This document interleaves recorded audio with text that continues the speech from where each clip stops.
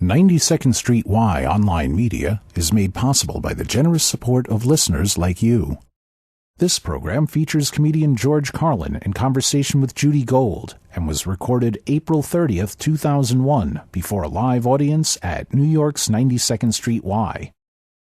George Carlin has won 2 Grammy Awards, starred in 10 HBO specials, and acted in many movies.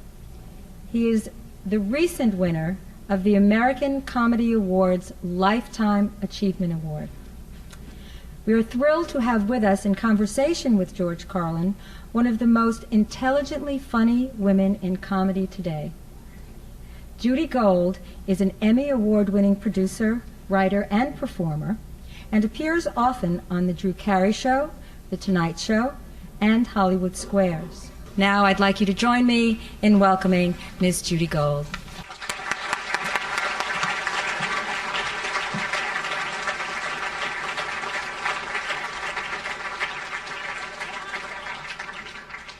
Welcome. I'm so excited. Are you excited? I'm so thrilled.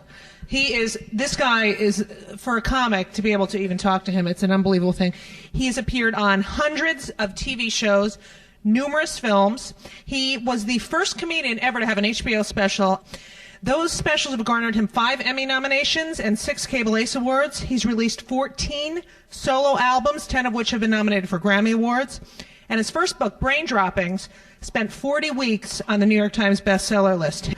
Ladies and gentlemen, it is my honor to introduce one of the most gifted comedians to ever grace the stage, Mr. George Carlin. Oh,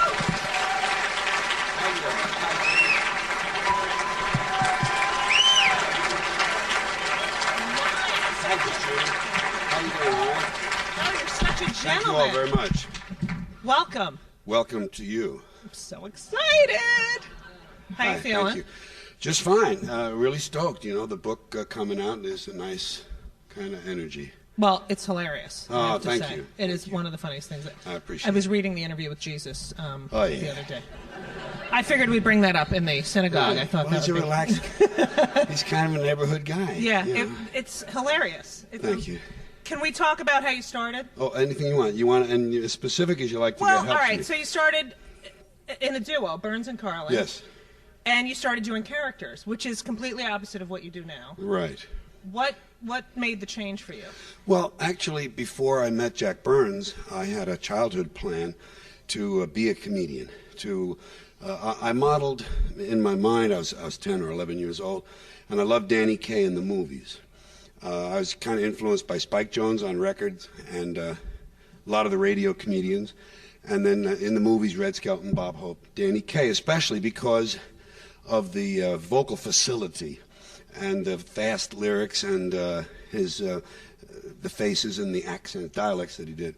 So I kind of had that dream, and I thought, well, how do you do that? And I thought, well, I'm a pretty good talker, and I like popular music. I could be a disc jockey first, right, and I wouldn't have to face a real audience. I'd be kind of removed from that. I mean, some version of this thinking was going on. And then, of course, if I was good at that, they'd have to let me be a nightclub comedian. Right. And if I was good at that, they'd have to let me in the movies. That was sort of the logic of it.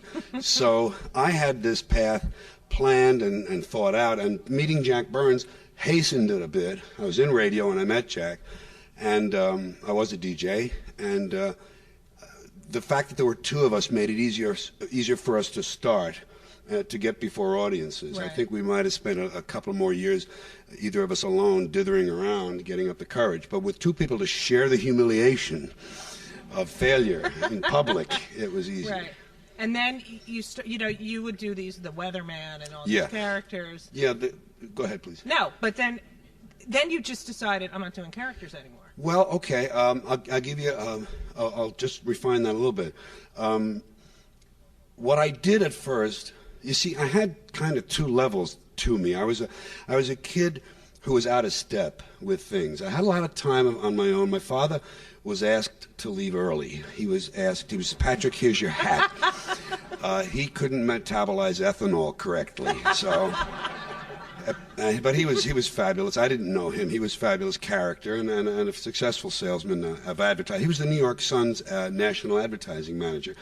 and of the New York Post, too, when it was a broadsheet in the late 30s. And a championships public speaker. He was a great public speaker. He won the Dale Carnegie Public Speaking Contest sometime in 1935 or 6 against 600 opponents, I guess you'd call them. Anyway, what was I answering? It was real good. How you would stop doing characters. Oh, yes. You see, I had this dream of Danny Kaye, which is kind of a mainstream dream. I'm just looking at the movies. I'll be in the movies. But I was really kind of an outlaw kid. I quit everything, or I was kicked out of it. 3 schools, the altar boys, the choir boys, camp, summer camp, was kicked out of there, the Air Force, and I just didn't fit because I was good scholastically, but I didn't like regulations and authority, and I was a rebellious kid. So that part of me got kind of submerged in pursuit of this sort of mainstream dream where you have to kind of play their game. Right. And what happened was I finally tired of that. I finally realized I was not being true to myself. I was doing these characters in media spoofs. They were always either movie preview spoofs or disc jockeys or news, sports, and weather or soap operas and things. And I had a 10-year career from that, and it was good.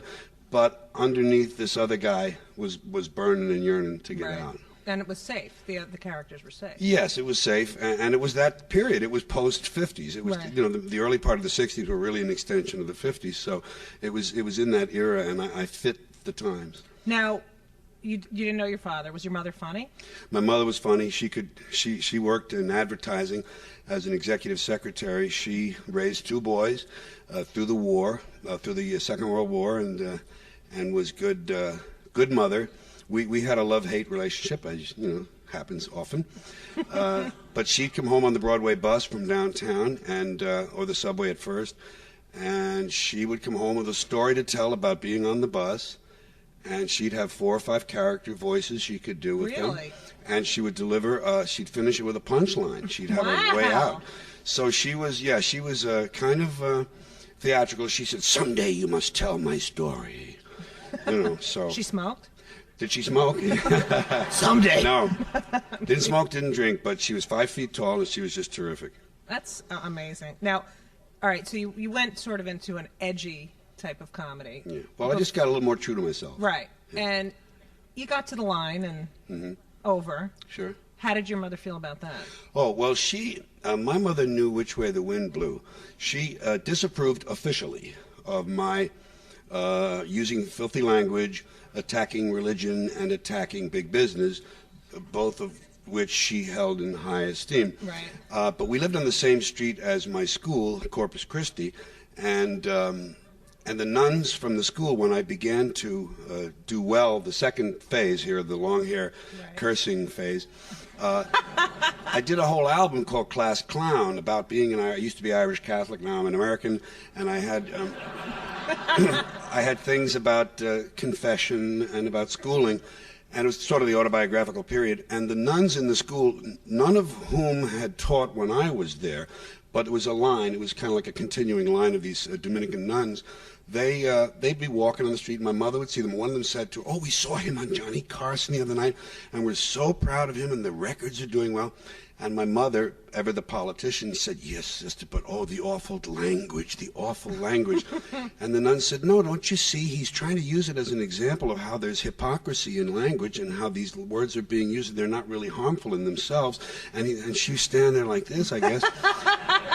And from that moment on, she was fine with it because she had received the imprimatur of the church in a way. She knew it was okay, and so she was happy to be quote unquote a star's mother. You know. She came on the Mike Douglas show. And she did? Played that role very well. Yeah, She had that. She was grandiose. She had aristocratic pretensions. You talked about the 7 words. Yeah. Not allowed to say on TV, which of course you can't say now, most of them. No, but on HBO. What can't you do now? What's the taboo thing now? Well, most of those words are still, they were shit, piss, fuck, cunt, cocksucker, motherfucker, and tits. Can we go up to the sanctuary? Yeah, they were. And the only one of them that's used with any frequency on radio or TV is the word piss, and it's used for pissed off. It's all right, but you can't say pissed on. Right. It's all right. a person can say, why are you pissed off at me? Right. But the other person cannot answer, well, because you pissed on me. Right. And all you've changed is the preposition, which is amazing. The preposition changes it. And the others are still verboten, and they have a certain power still because they are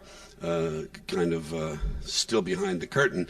But I find that the fun I have now, I happen not to believe in the type of God many people believe in. I don't know that I believe in any type, but I have a kind of a relationship with the universe that makes me feel safe and good and in contact with things. But anything about religion, God, and belief is good territory for getting. You can hear the sphincters tightening as you begin. It's like, okay, well, let's see how's he's going to handle this. And and children. I had a nice attack on children in the last show. Children and this this cult of parenting that we have now. And I was kind of early on that. I'm happy to say my thing happened before the New York Times Magazine wrote about it. Right. So I was ahead of that curve.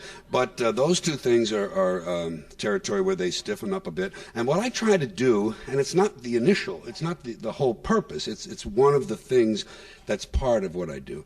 But what I try to do in that sector with the language and topics is I try to sense and know where the line is, where the line we're drawing is these days. And then I deliberately cross it, and I try to bring them with me across the line and enjoy the experience. Right. And I do it in service, I hope, and it's usually true, of ideas. It's not just for its own sake to bother or to annoy or shock.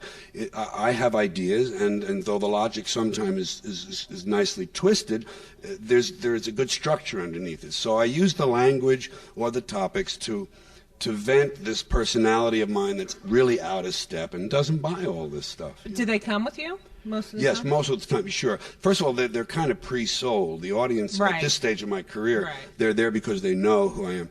But I also work Las Vegas besides my concerts, and there you get a more diverse group. Yes. You get people who, there are three of them, and one of them loves you, and the other one likes you pretty well, and the third one says, well, yeah, well, I used to see him on Carson, let's go, you know. And the fourth one can't read. Yeah. But you notice it more in a place like that. And when you go to someone's hometown and you're in a theater that evening, Friday night, Saturday night, they've looked forward to it, and they're kind of geared toward accepting and liking what you do. Even if you bother them a little bit, they'll say, well, you know, he's all right. He did a good job with it. You know? But it was in the beginning, it wasn't like, was it? No. Well, but you see, when I first started with this, let's call them risky topics or whatever, when that period started in the early 70s, here's what happened. You see, the little guy, the youngster who wanted to be like Danny Kaye, discovered something. I was in 1967, which was the summer of love, so-called, when that cultural revolution was really maturing. I was in the depth of this kind of discontent. I was in nightclubs with people who, for the most part, some of them knew me a little bit, but it was always I'd open for the singer, you know, and I'd do these cute little things, and I just knew I wasn't being true to myself.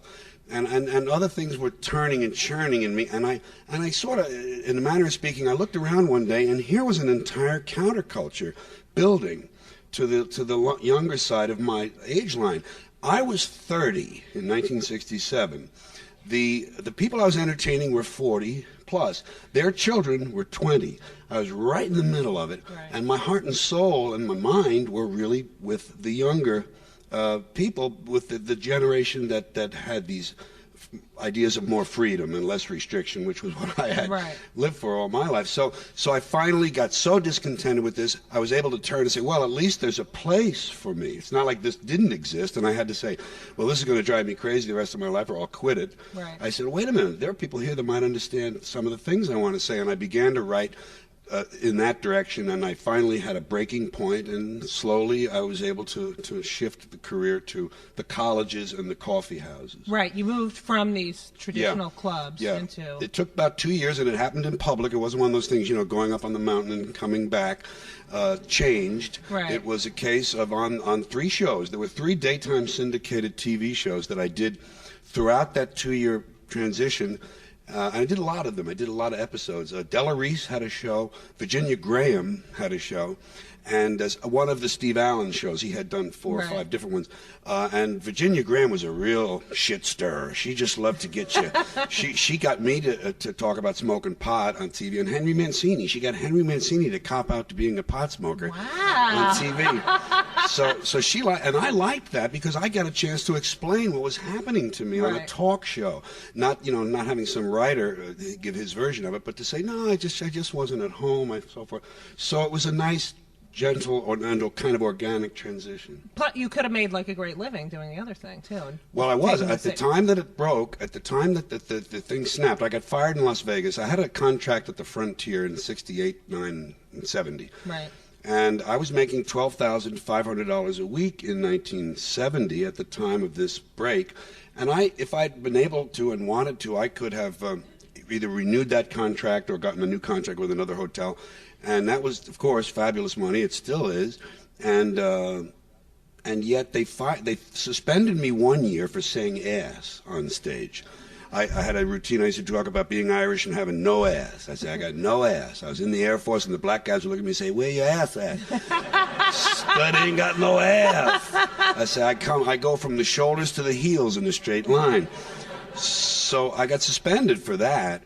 And then a year later, I used the word shit on a show. I said, I don't say shit, folks. Buddy Hackett says shit. Red Fox says shit. I don't say shit. I'll smoke a little of it, but I don't say it.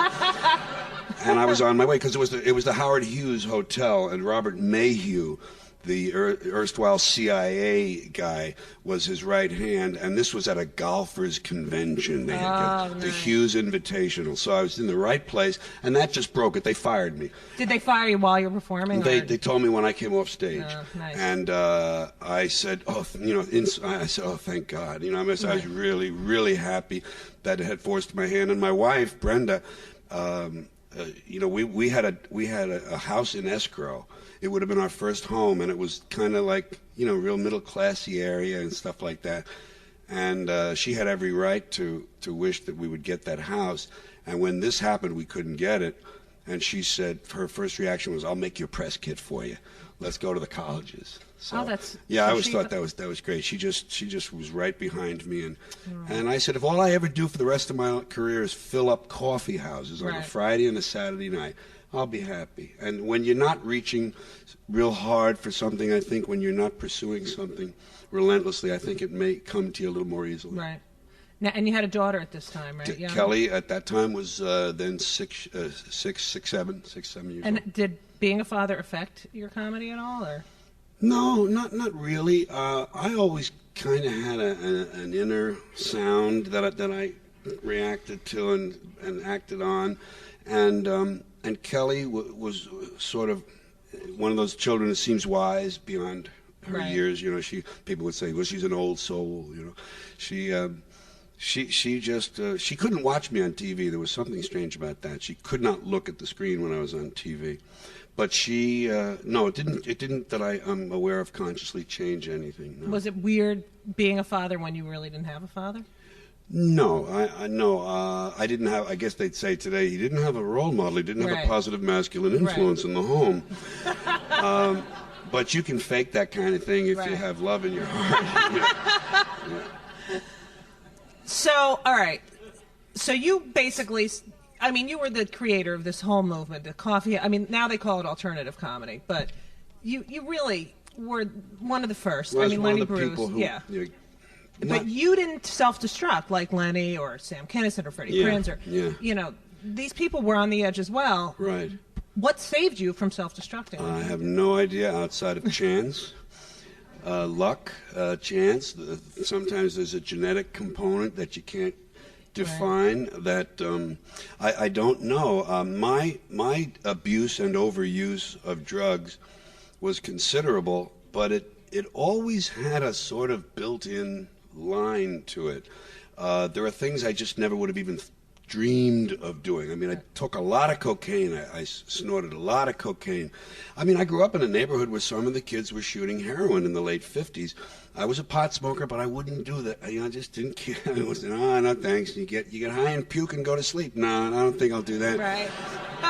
And then when coke went to freebasing, it would never have occurred to me. Right. It's just some built-in program or limit.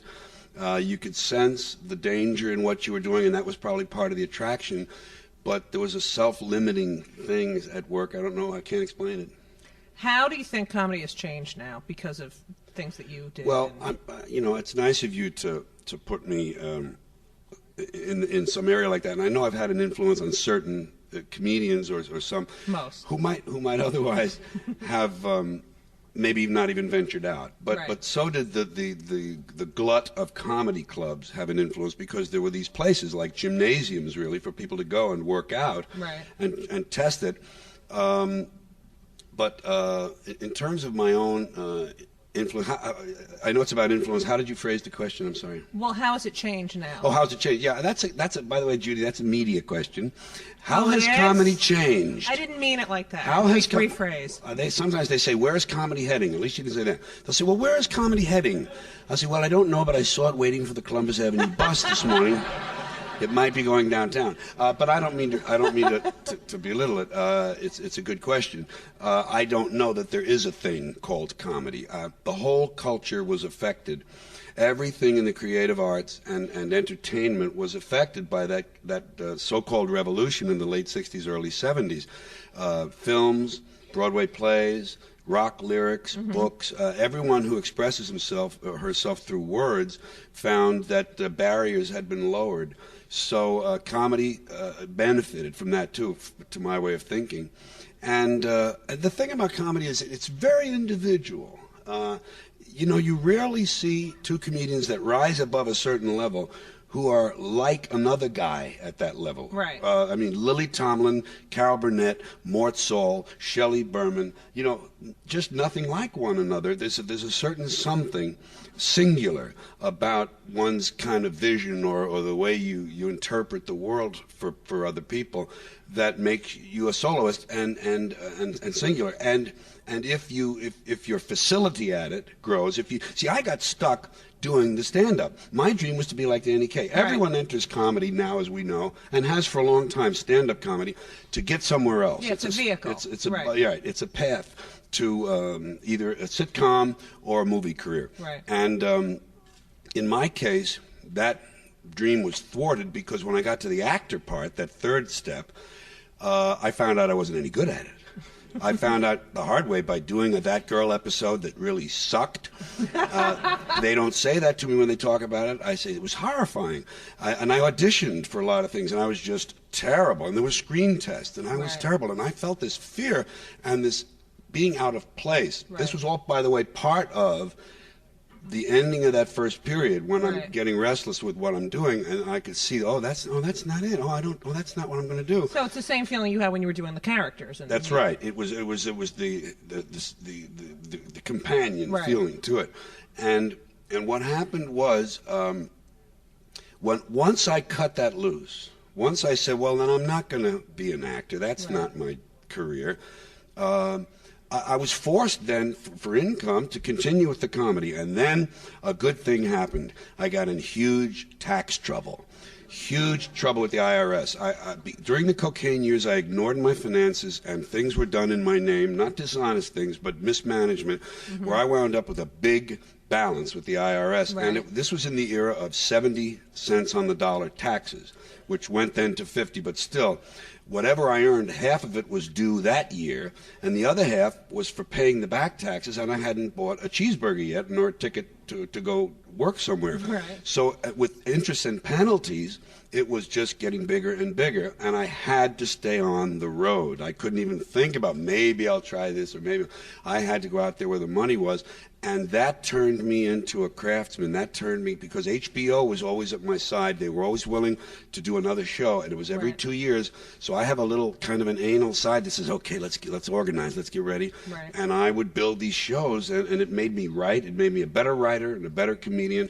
And I'm thankful for the odd way it happened, even, because I would have wound up with some mediocre comedy acting career that by now would be over. Right. You know, and how would I have developed any of my art? I wouldn't have been able to. Why do you keep? Well, entertainer is the word I work under. I'm an entertainer. I'm a stand-up comic.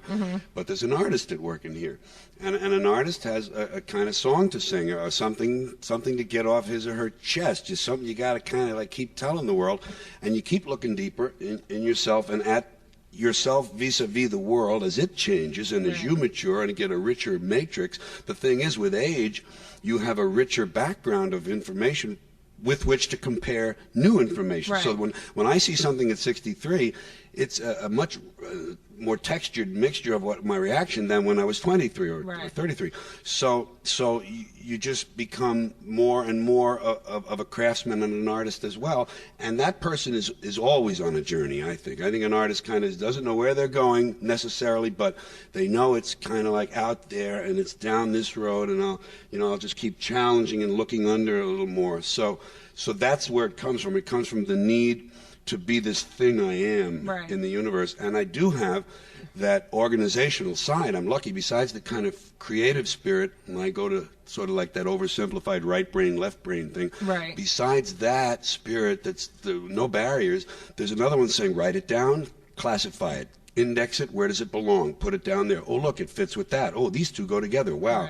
I have 1,500 files in my computer. They vary from week to week. I kill 3 and add 4 or whatever, but there are about 1,500 files, and I will always have something to go to. That second book came because I sat down, looked back in the files at the things I couldn't get to on the first book, things that were getting pregnant, and I started writing them, and now I have an outlet. Now I found I have a book audience, which is not exactly congruent with the concert audience. There's an overlap, but they're different. But the stuff in the book is not necessarily stuff. I mean, it's some of stuff it you could would be do done on stage, and some of it was. Right. But a lot of it would not be able to be out anywhere without the printed page. Right. And that was when I thought, wow, both books that's true of. I thought, oh, I can use that little thought. Here's an idea. Oh, like your short takes. Yeah.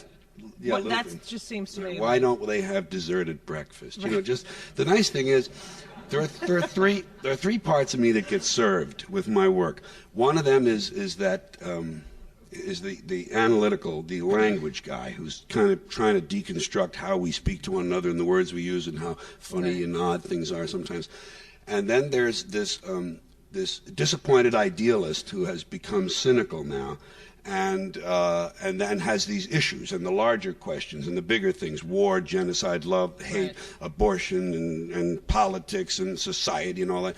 And then there's this child. There's this innocent kind of wonder, and then that one gets served too. So it's not a one-note opera. It has these different flavors, and that's what I think has helped me to last, because there's some variety in what I do. I asked several comics, if you could ask George Carlin a question. And one person emailed me and said, the thing I remember most about him is he once did the Johnny Carson show, and you did 5 or 6 minutes on war. It wasn't that funny, but it was poignant, and you sat down and Johnny said, well, that was, whatever. And you said, well, I had 6 million people watching, so I wanted to say something, which most people would sell out and say, I got to get the laughs, got to get the laughs, got to get the gigs. Well, I don't think I have something to show or teach or tell. Right. I never can proceed from that point of view. There are things that happen that people will say to me, well, gee, I started looking at this thing a little differently after I heard that show, and that always feels kind of good. But the job is getting it out. The job is like being a kid in school. It's a show-off's job. It's interesting. I've discovered this recently. I mean, I put it into words recently. The show-off kid, the little guy who didn't like restrictions on him, is the one who gets to show off on stage.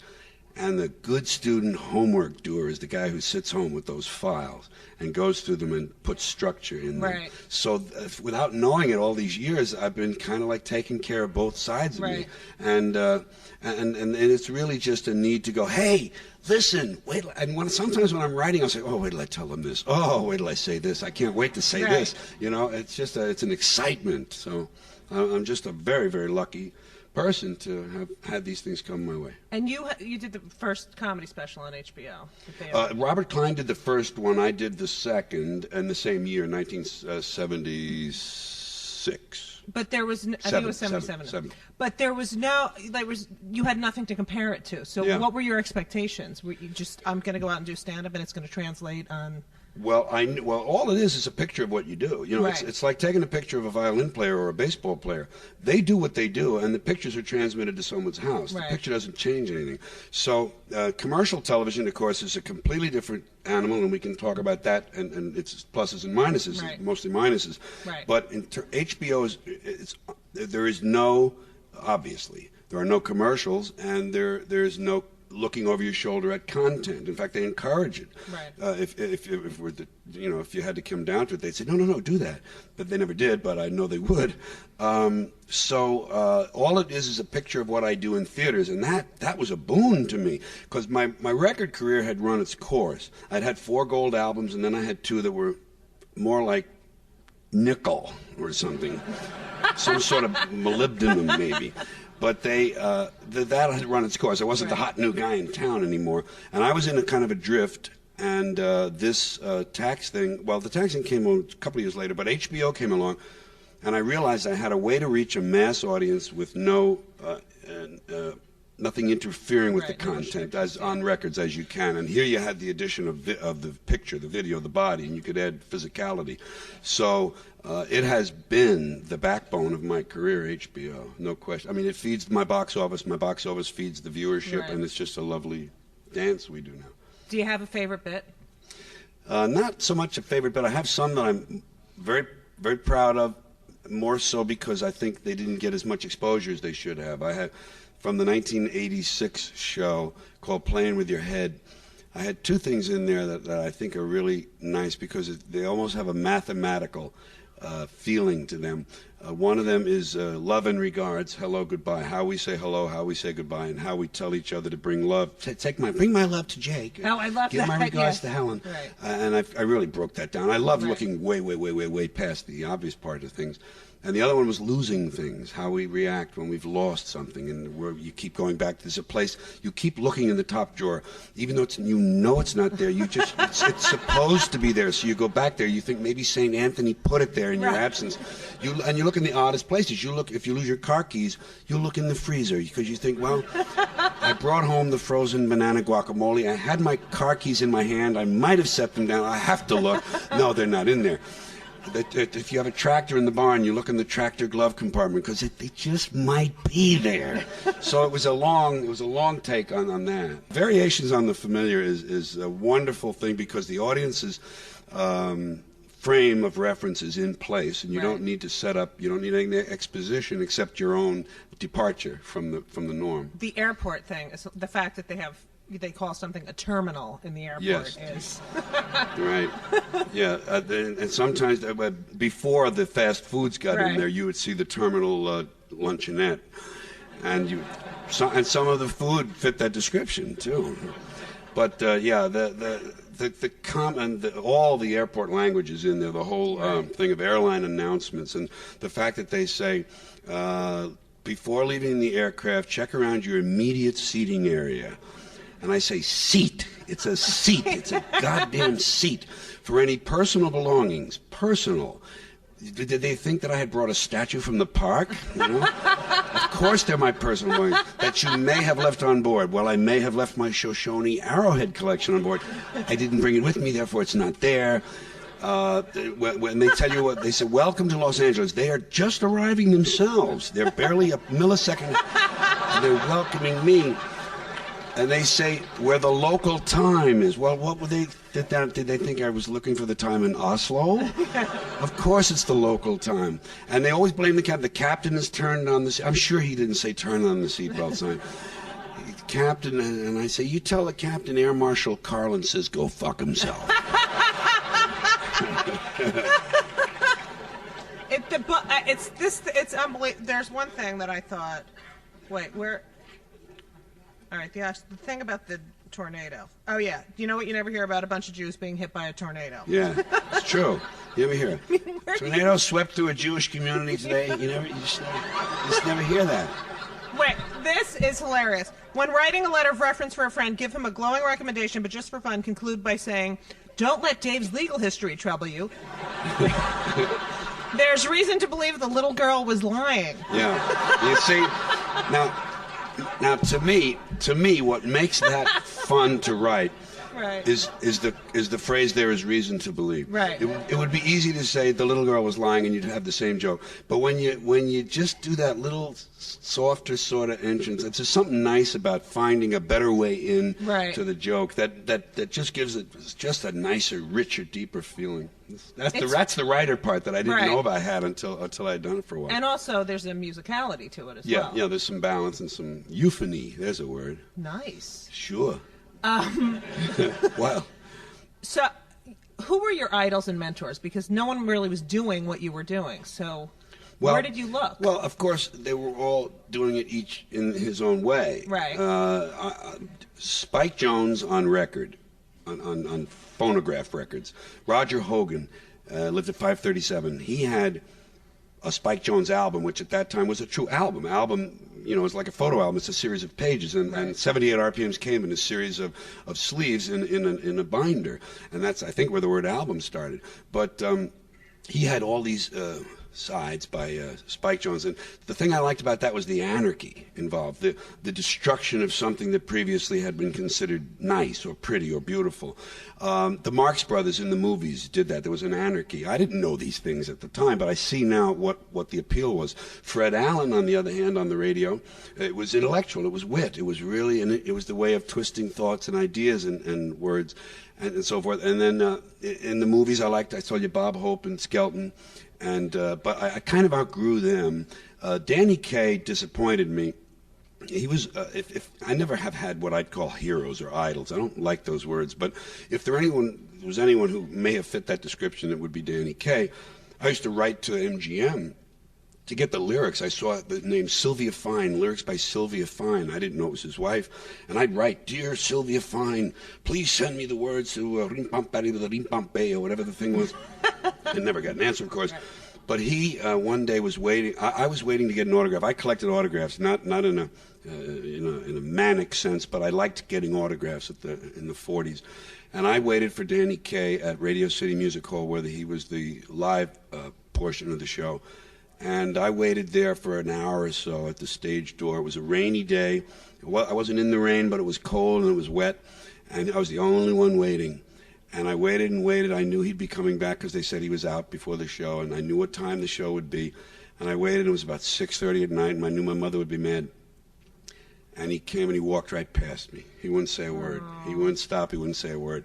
And that, I don't know. And then I used to see him later posing with these children for UNICEF, and I really didn't believe it. You know? But it was an awakening, and I always like to just tell that story because it just sends me back to that feeling of having someone that you looked up to, and then they sort of crush it. You know? Yeah. But you have never done it. Gary Shandling even said.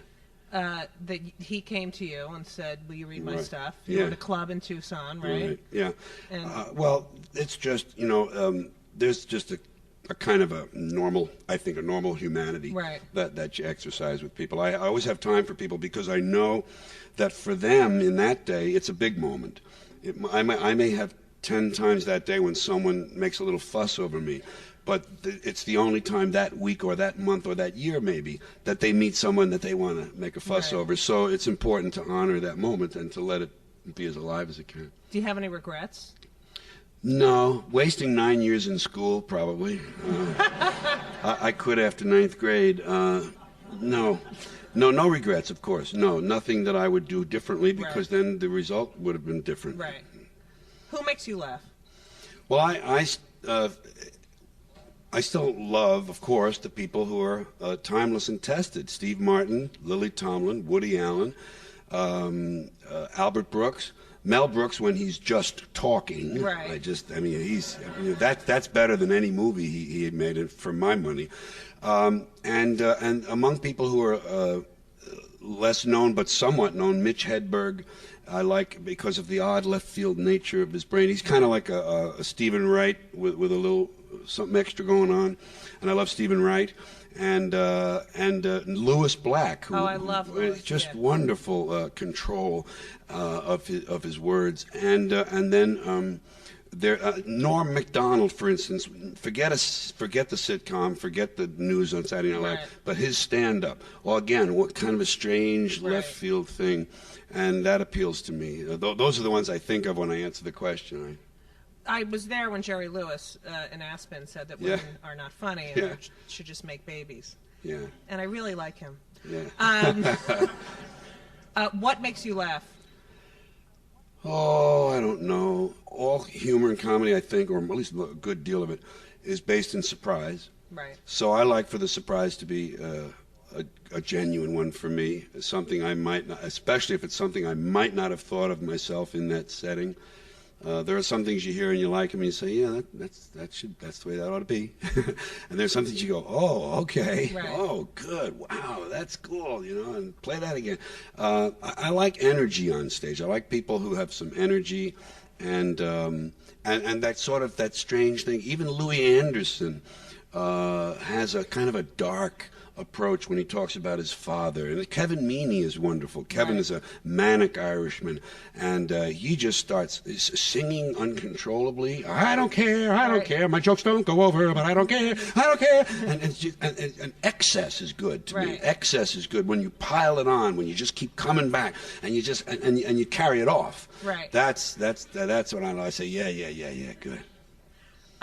You've done, all right, you were on the Ed Sullivan Show, Johnny Carson Show, Steve Martin. Who is your favorite talk show, or what do you think makes a great talk show host, but who was your favorite? Well, I did the Jack Parr show before Carson happened. I didn't do it with Jack Parr there. Burns and I did it with Arlene Francis as the substitute host that night.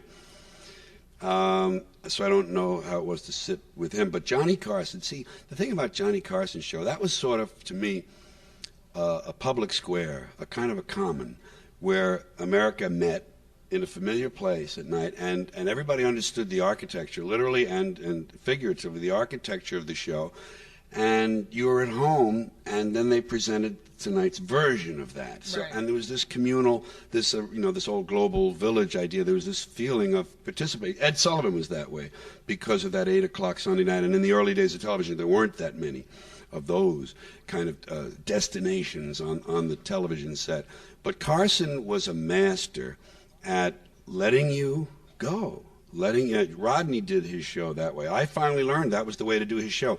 Not to try to make believe the jokes are part of some accurate narrative you're telling, but to make it, you're there to do some jokes, and he would go, oh, really? Oh, I didn't know that. Oh. And so you just pile it on and pile it on. He made you very comfortable. And then, of course, when it wasn't working, he was able, because he had a dark streak. I always thought he was a person who might snap at any moment, He just seemed to be just restraining everything. By the way, up where I lived on 121st Street between Broadway and Amsterdam. I grew up there. Around the corner from the Jewish Theological Seminary, down the street from the Union Theological Seminary, each of them the largest of its type in the Western world as far as I know, and with the Catholic Church on my street, Riverside Church at the very end of the street, Teachers College, Columbia University, Barnard, Grant's Tomb, St. John the Divine, this institutional neighborhood. And during the Second World War, I was 8 years old when it was over, so this is before I'm 8. All the kids in the neighborhood, a lot of us, we would go up to watch the sailors in Columbia. They had an ROTC program that turned out midshipmen that became ensigns. When they graduated, they went into the Second World War. And they would march to church or synagogue on Sunday. I don't know. I don't know if the Jewish students marched on Saturday or not. I don't remember that. But I know that the Protestant contingent, which was the largest, and the Catholic contingent came up my street to the Corpus Christi, and the Protestants went up to the Riverside Church, and we would tag along behind them and try to keep in step and skip step, and they'd be singing these songs, Sally and Sue, don't be blue, we're coming right back to you. And I found out later, just by putting together the timeline, that one of those midshipmen I skipped along near was Johnny Carson. He went through that ROTC program and for 2 years, so the chances are very good that I got within 50 feet or 50 yards of him at that age. And I just think those kind of things are just fun to consider, You have not voted since 1980. Not since I stopped using drugs. I think both activities are related to delusional thinking. Yet you're known for your political views, and but they're largely I quit views. Right. They're largely I'm not in this anymore, folks. Have fun. Who do you think should be president, or would make a great president? Oh, gee. Yeah. That was one I could have used. If you told me this afternoon, I'd have 3 funny answers for you. Oh, I'm sorry. That's the writer wishing he'd had time to write. Who ought to be president? Well, I'll tell you, this Bush guy, this is fun because we finally have a true imbecile, Here's a man whose biggest ambition is to have a nap. Yeah. And traveling with his pillow. And it's the triumph of ignorance, and America gets what it deserves. I always say I don't vote because if you vote, you have no right to complain. And it sounds twisted, but my logic is if you vote and you put someone in office or people in office who are incompetent and dishonorable, and they make a mess of things, you have caused it. You have no right to complain. I, on the other hand, who stayed home on Election Day, have every right to complain about this mess that you have created. So I stopped voting. I think it would have been around 70. It wouldn't have been Carter. It would have been the one after. It would have been, I guess, 1980 was an election year, wasn't it? Right. Yeah. Right. Of course, every 4 years. I forgot the timing. But I feel freer. I feel more liberated as a. I'm going to use the word artist, and I don't mean to be pretentious. It can be. I think a lot of performers can use it that way, and I try to avoid that. But as a critic, I feel better not being invested in an outcome. I don't care what happens. I don't care.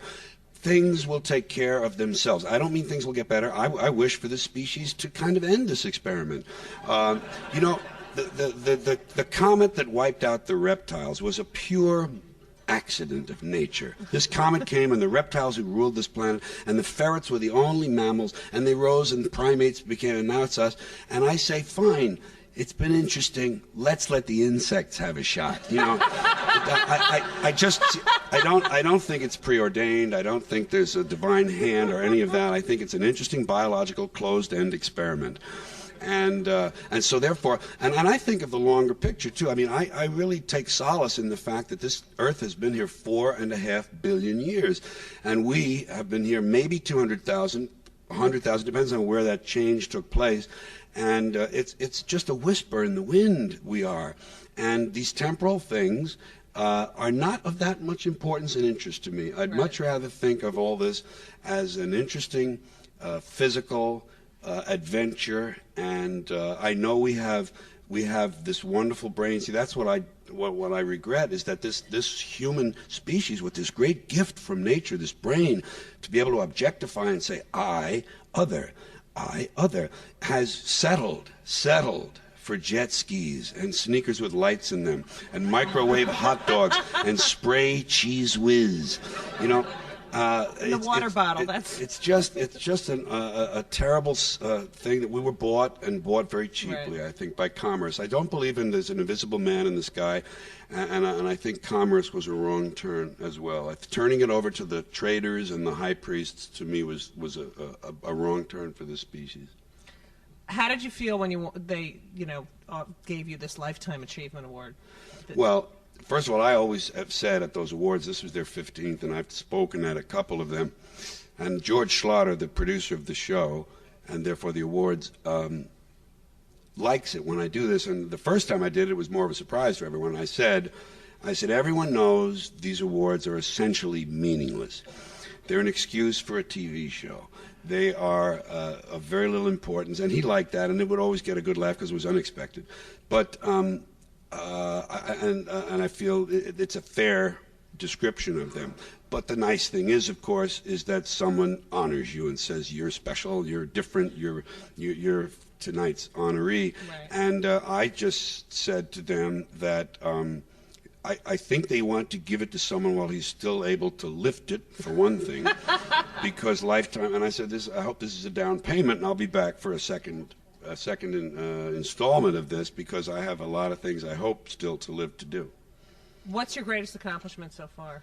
Well, the way I answer that, and I'm ready for it, is the sustaining in my field and improving, actually seeing the work get better, looking at it as objectively as I can, and saying, boy, I'm learning how to do this. Right. You know, I'm really learning how to, and then now with the computer, moving text around, I found that when I started using a computer, that my writing changed qualitatively as well as quantitatively. I found that the ability to put the same document up with the beginning of it here, the middle of it here, and the end of it on this part of the screen, I have a big screen, enabled me to see the whole piece of work without scrolling down. How did I say that? Well, I want to reference that again.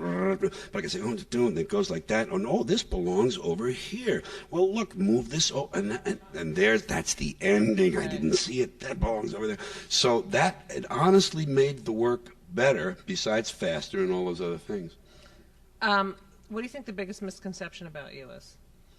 I don't know. I'd have to be in their brains. What you hate? Well, I think generally people don't know your humanity when you're a celebrity. They don't know what ways you are human. They know you have stuff, and they'll hear it occasionally in an interview or something. But I think they don't understand. It's not necessary for them to understand how you are as an individual human with feelings and all that. What do you think you have left to do that you haven't done yet? Well, I would have liked to have a whole lifetime of just learning to act and experiencing the stage with other fine actors. That would have been very, very good. But when you dabble, you can't aspire to that. Did you do LSD? Yeah. And psychedelic drugs? Okay, that's a good question, and I have an answer that. Do you want some? Is that why? All right.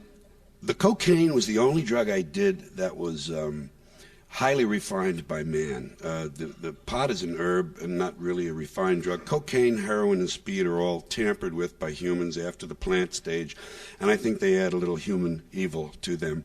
But psilocybin and the natural psychedelics, and marijuana is in the psychedelic family, it's a hallucinogen, I think they suggest their own eventual disuse. I think they are self-limiting drugs.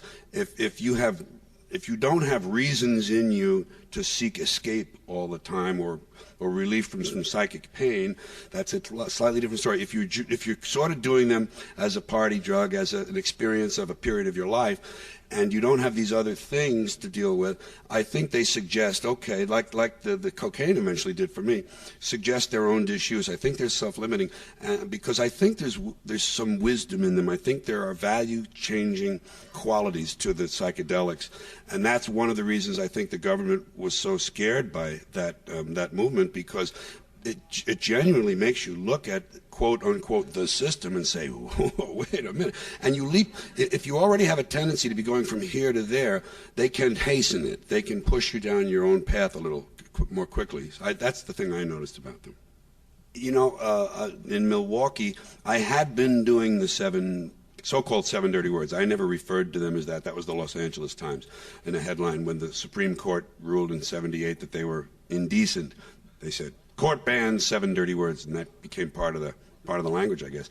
But in Milwaukee, much earlier than that, 1972, I was doing that as part of my act, and my album was out with that routine on it: 7 words you can never say on television.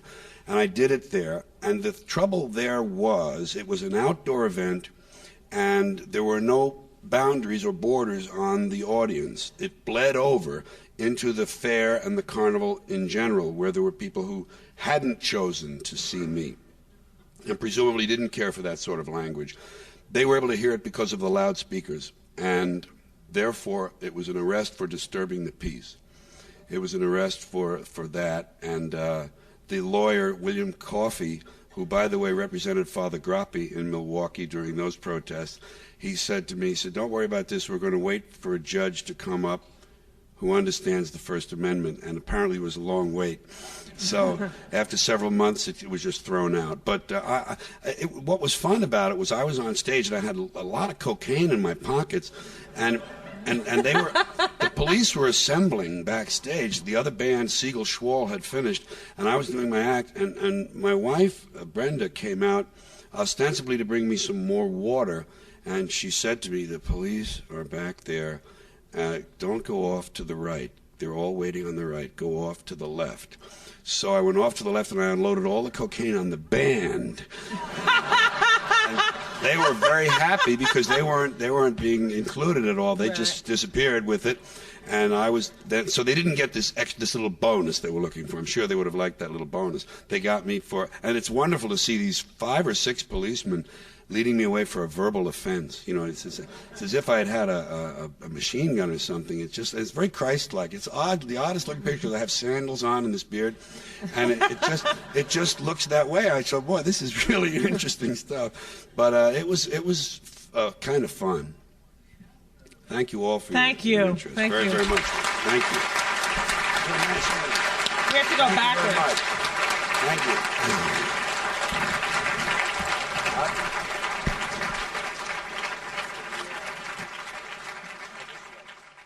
Thanks for listening. 92nd Street Y Online Media is made possible by the generous support of listeners like you. For more audio and video programs and information about our wide array of upcoming events, please visit 92y.org. This program is copyright 2008 by the 92nd Street Y.